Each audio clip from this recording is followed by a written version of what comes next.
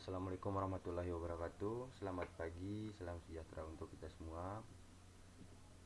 Pada kesempatan hari ini, kenalkan nama saya Wawan Saputra dengan NIM F1C017098. Saya akan memaparkan secara singkat kegiatan praktek kerja lapangan saya dengan judul proses treatment marine fuel oil atau MFO sebagai bahan bakar di pembangkit listrik tenaga diesel Desa Buak, Kecamatan Untiriwis, Kabupaten Sumbawa. Langsung saja untuk outline pembahasan kita. Yang pertama pendahuluan, kedua tinjauan perusahaan, yang ketiga landasan teori, yang keempat pembahasan, yang kelima kesimpulan, yang keenam garis besar kegiatan. Untuk yang pertama pendahuluan, latar belakang di Kota Sumbawa dengan semakin meningkatnya pembangunan dan jumlah penduduknya, maka kebutuhan energi listrik juga mengalami peningkatan. Hal ini menyebabkan PLN memiliki beban operasional yang terus meningkat. PLN melakukan penggantian bahan bakar solar dengan marine fuel oil. MFO atau marine fuel oil menggantikan solar atau high speed diesel adalah bagian dari upaya PLN untuk meningkatkan efisiensi biaya operasi dari sistem pembangkit.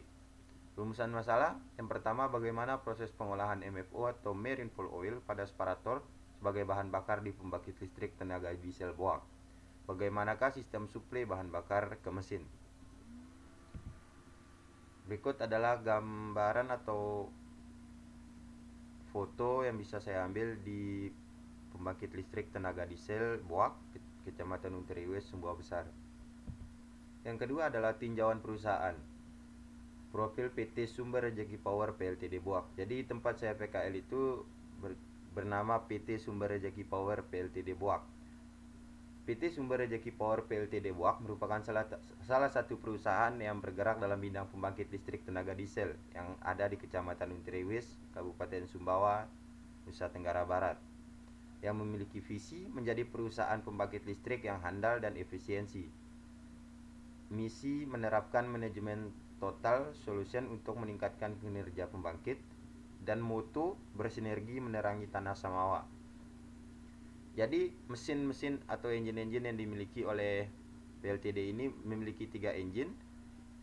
Untuk spesifikasinya, manufaktur mesin pertama New Diesel, mesin kedua New Zulzer, mesin ketiga New Zulzer. Jadi model dari ketiga mesin itu adalah 16 ZAV 44OS.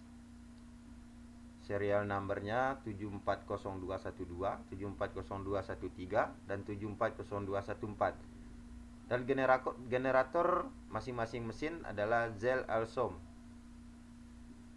dengan model RP25690B. Rating powernya engine 1 10.560 kW, engine 2 10.560 kW, dan engine 3 10.560 kW. Rating voltage 10.500 volt, engine 2 10.500 volt, dan engine 3 10.500 volt dengan speed 500 rpm. Frekuensi 50, turbocharger dengan kode ABB.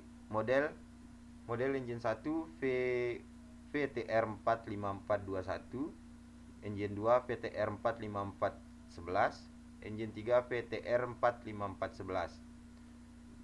Manufaktur tanggal manufaktur engine 1 1995, engine 2 1995, engine 3 1995. Dengan rating horse, engine 1 72.576 jam, engine 2 67.342 jam, dan engine 3 74.630 jam. Dengan spesifikasi PT, nama perusahaan PT Sumber Rejeki Power, tahun berdiri di 2009. Nama pemilik Hendro Guswanda Sutandi. Luas pabrik kurang lebih 10.000 meter persegi. Kantor pusat berada di Wisma Santosa lantai 5, Jalan Sultan Iskandar Muda, Kapling 30, Arten Pondok Indah, Kebayoran Lama, Jakarta Selatan. Telepon kantor pusat 021 723 8811. Daya output di PLTD Boak ini sebesar 24 MW. Transmisi tebangan menengah 20 kV. Bahan bakar utama adalah marine fuel oil atau MFO. Untuk struktur organisasi dari PT Sumber Rejeki Power Boak ini, plan manajernya dipegang langsung oleh Budi Cahyono. Plan manager dipegang langsung oleh Bapak Budi Cahyono. Operator elektrik Sudaryono, supervisor Supandi, finance dan administrasi Yeti Rosina, elektrikal Rahmat Hidayat, leader grup A Azhar, grup B, grup C, dan grup D merupakan operator engine dan operator rumah pompa.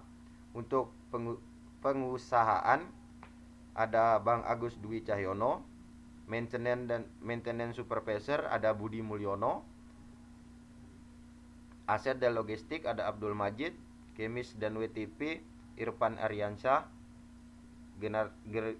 General Affair Zulfikar Gazal, dan security OS.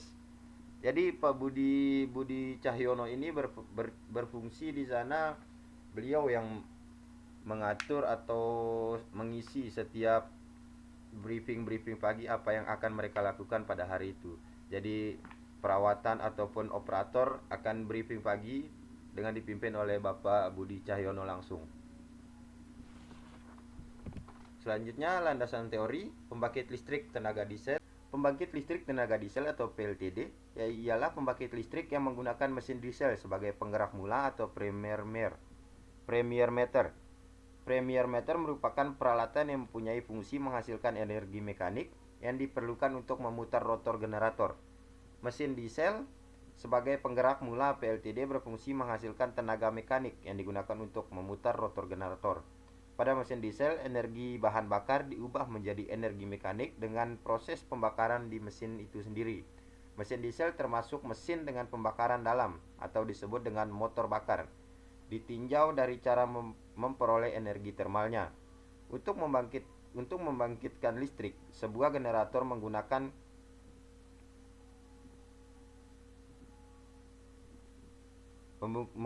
sistem penggerak tenaga diesel atau yang biasa dikenal dengan sebutan genset atau generator set.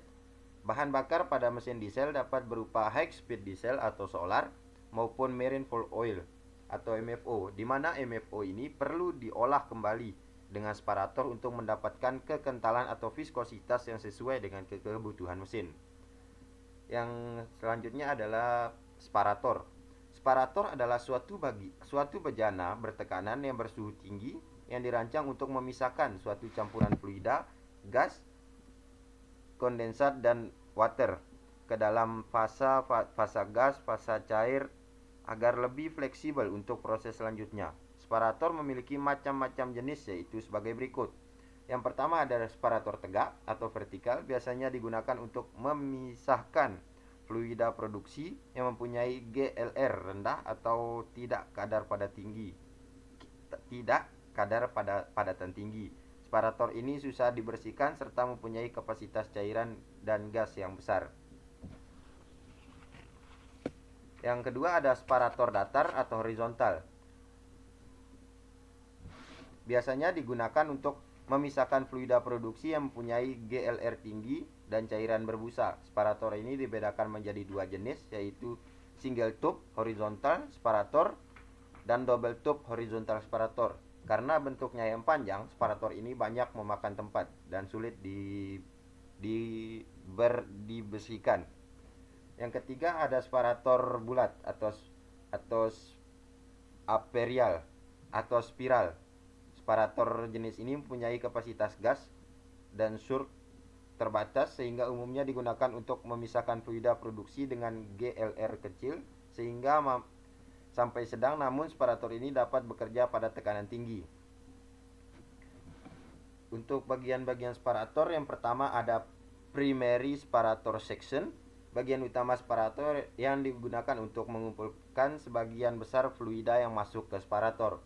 Yang kedua ada secondary separator section atau gravity settling section, bagian dari separator yang digunakan untuk memisahkan butiran cairan yang sangat kecil atau mist. Prinsip utama dari proses memisahkan pada bagian ini berdasarkan sistem gravitasi. Yang ketiga ada mist ekstraksi section, bagian utama aspirator yang digunakan untuk memisahkan butiran cairan yang sangat kecil untuk membentuk butiran cairan yang besar. Yang keempat adalah liquid accumulation section, bagian utama aspirator yang digunakan sebagai tempat penampungan cairan yang sudah tertahan atau terpisahkan dari gas. Nah, untuk parameter bahan bakar, yang pertama ada nilai kalor, jumlah energi maksimum yang dibebaskan oleh suatu bahan bakar melalui reaksi pembakaran sempurna per satuan massa atau volume bahan bakar didefinisikan sebagai nilai kalor atau bahan bakar. Yang kedua adalah kandungan air. Kandungan air yang tinggi menyulitkan penyalaan dan mengurangi temperatur pembakaran. Yang ketiga adalah kandungan abu.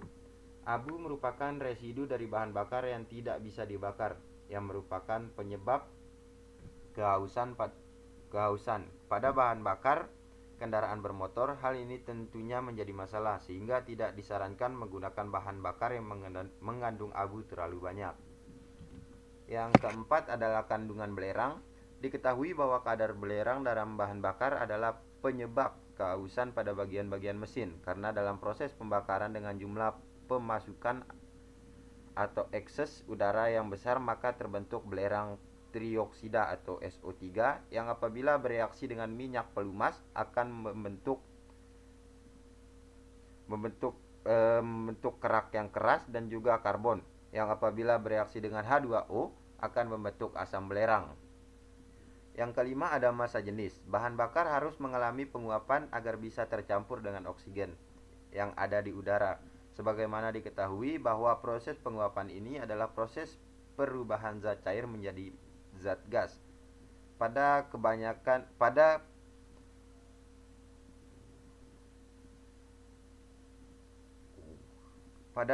sebuah zat memiliki titik didih agar terjadi penguapan yang nilainya berbeda-beda. Yang keenam adalah viskositas. Viskositas bahan bakar mempunyai pengaruh yang besar terhadap bentuk dari semprotan bahan bakar, di mana untuk bahan bakar dengan viskositas yang tinggi akan memberikan atomisasi yang rendah, sehingga memberikan hasil mesin sulit di start dan gas buang yang berasap. Yang ketujuh ada flash point. Titik nyala adalah suhu terendah saat dia dapat menguap untuk membentuk campuran yang bisa menyulut api di udara. Yang kedelapan adalah ignition point. Titik api adalah suhu terendah di mana uap minyak bumi yang produknya akan menyala dan terbakar secara terus-menerus kalau terkena api pada kondisi tertentu.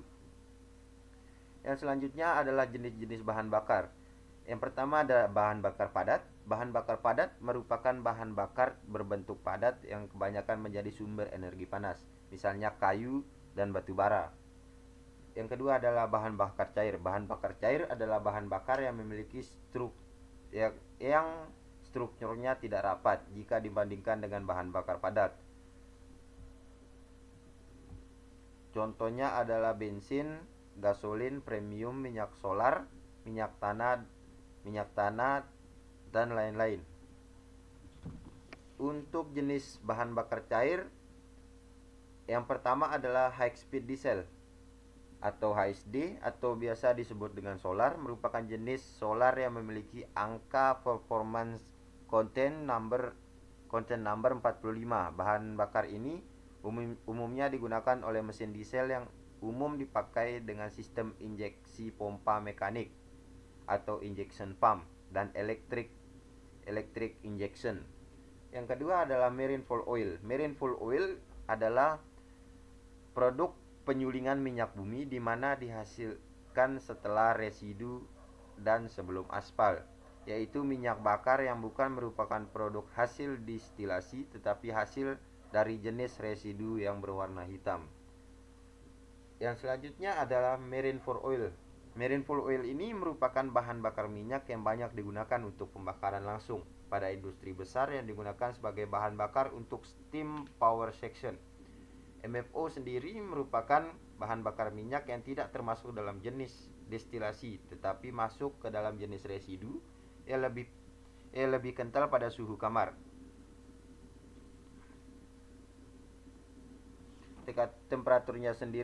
Teksturnya sendiri berwarna hitam pekat dan tingkat kekentalannya lebih tinggi dibandingkan minyak diesel. Marine fuel oil ini banyak digunakan dalam beberapa industri karena kegunaannya di antara lain digunakan pada pabrik atau industri besar, digunakan industri pertanian pemanas, atau biasa kita temukan di pengering gabah atau jagung, digunakan pada industri konstruksi mesin atau pemanas pabrik aspal.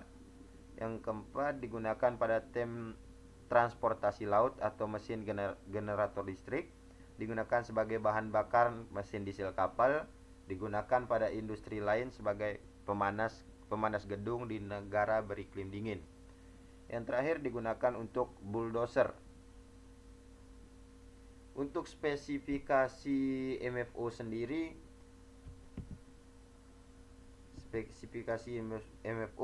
distilasi pada 15 derajat Celcius, MFO 1 maksimum 991, MFO 2 991, dan metode uji ASTM 0,1298.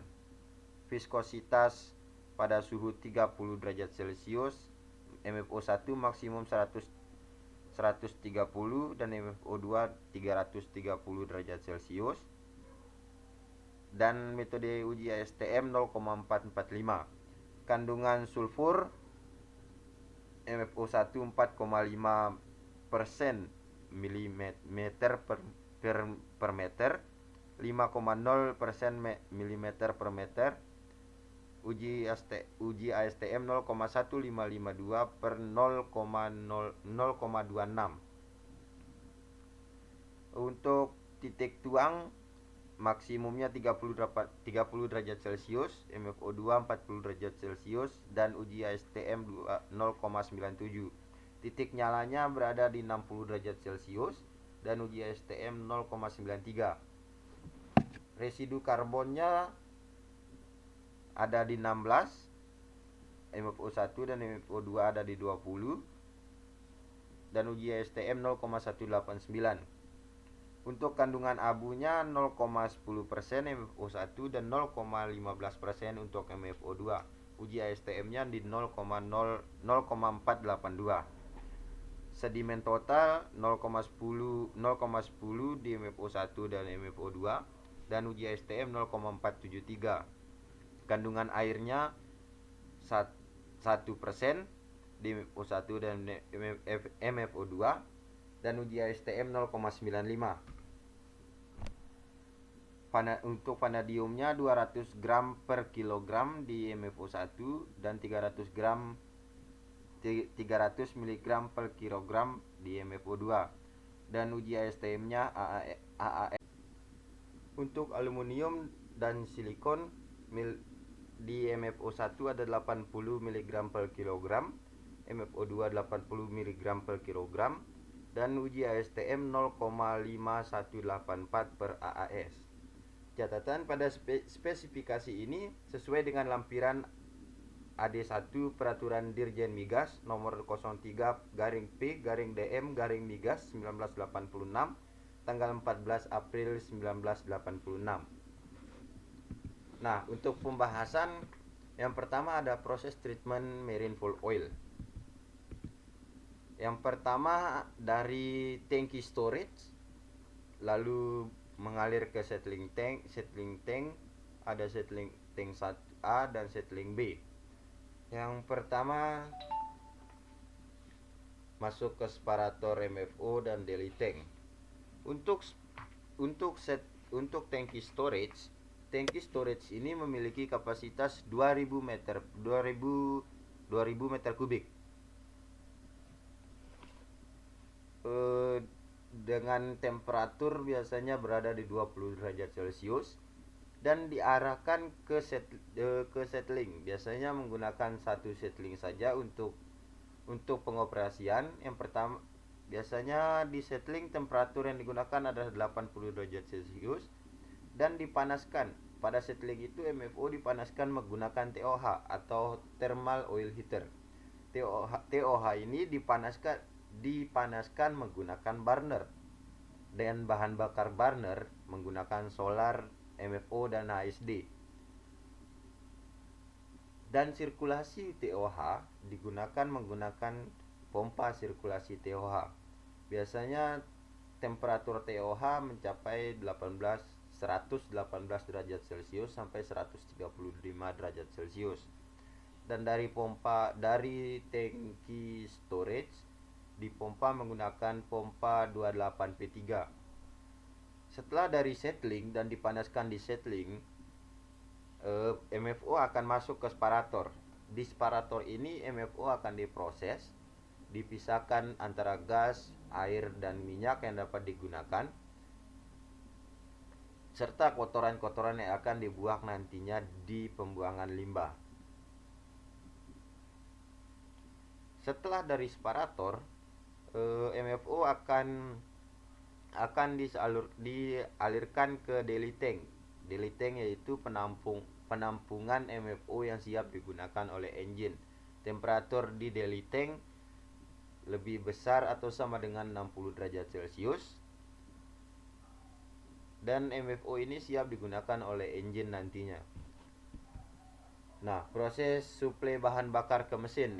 Yang pertama tadi ada daily tank. Daily tank ini temperaturnya di atas 60 derajat Celcius dan kondisi MFO sudah siap untuk digunakan oleh engine.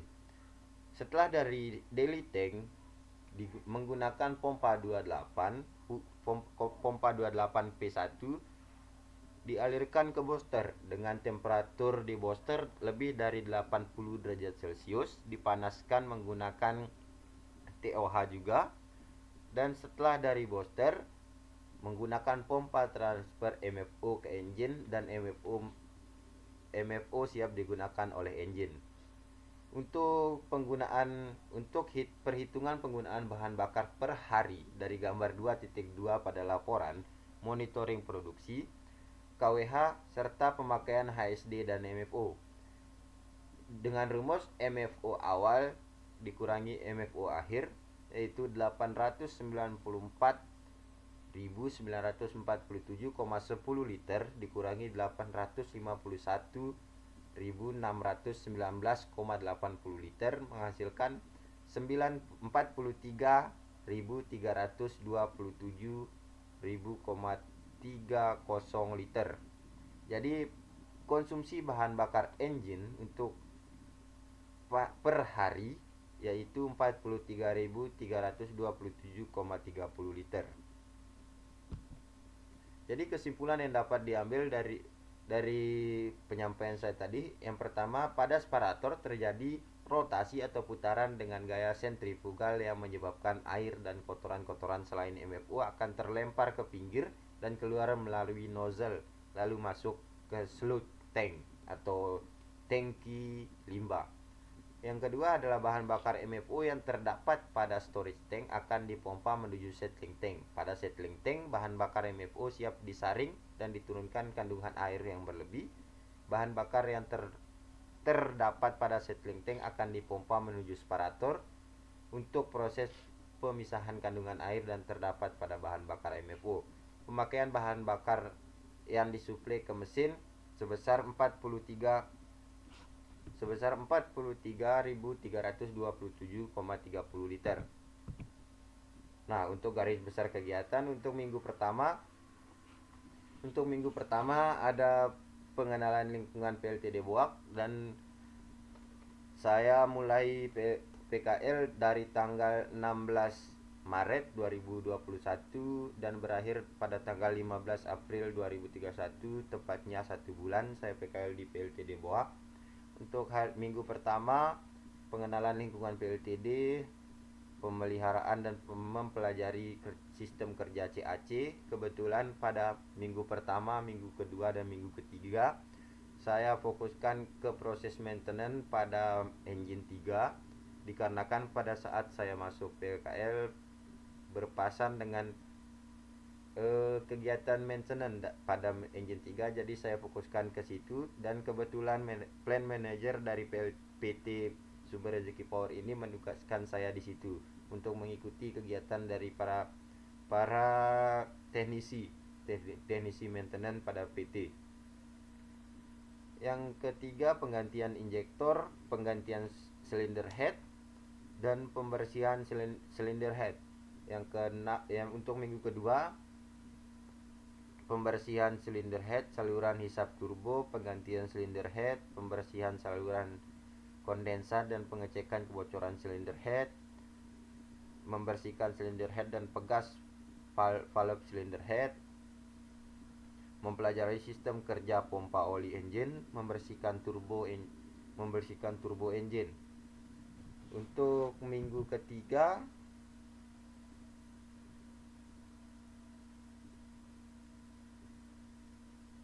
pembersihan cover turbo, pemasangan cover CAC dan cover air GOC, pengecatan cover turbo, penggantian o-ring cover crankshaft, pembersihan cover CAC, mempelajari cara penyetelan valve seat sistem silinder head, mempelajari sirkulasi MFO pada PLTD boak, dan selanjutnya mempelajari sistem kerja burner atau pemanas TOH dan mempelajari saluran di PLTD boak, mempelajari tahapan produksi MFO, dan pada minggu terakhir saya fokuskan ke produksi MFO. Sekian penyampaian saya pada kesempatan hari ini. Apabila banyak kekurangan saya mohon maaf. Wabillahi taufiq wal hidayah. Wassalamualaikum warahmatullahi wabarakatuh.